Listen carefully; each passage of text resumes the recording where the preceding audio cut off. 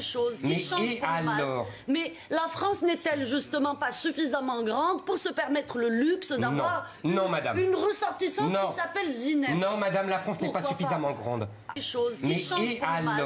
Mais la France n'est-elle justement pas suffisamment grande pour se permettre le luxe d'avoir une ressortissante qui s'appelle Zineb? Non, madame, la France n'est pas suffisamment grande. Le noir d'intérieur vivait au foyer, près de son maître, dans la maison, ou bien à la cave, ou bien au grenier. Il était bien vêtu et le maître lui laissait les restes de sa table. Et il révérait le maître. Je crois qu'il aimait son maître plus que le maître s'aimait lui-même.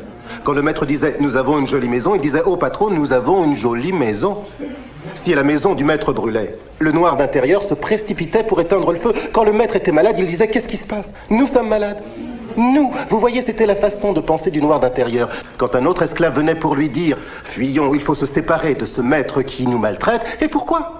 Que pourrions-nous trouver de mieux qu'ici? Fuir, mais je ne veux pas m'enfuir, moi, ça c'est le nègre d'intérieur. En ce temps-là, on disait nègre d'intérieur, et nous le disons encore aujourd'hui parce que c'est une espèce qui n'est pas près de disparaître. Moi, je le pense. Et alors, quand même, il ne faut pas être naïf. Ce que vous pointez, ce sont les prénoms musulmans. Oui. Mais mon prénom est celui de la fille du prophète, et je suis athée, mais athée au dernier degré.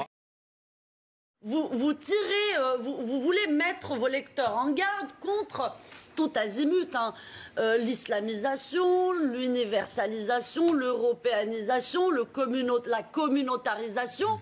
Et finalement, en fait, pour vous, tout ça se vaut. L'islamisation, l'européanisation, l'ouverture.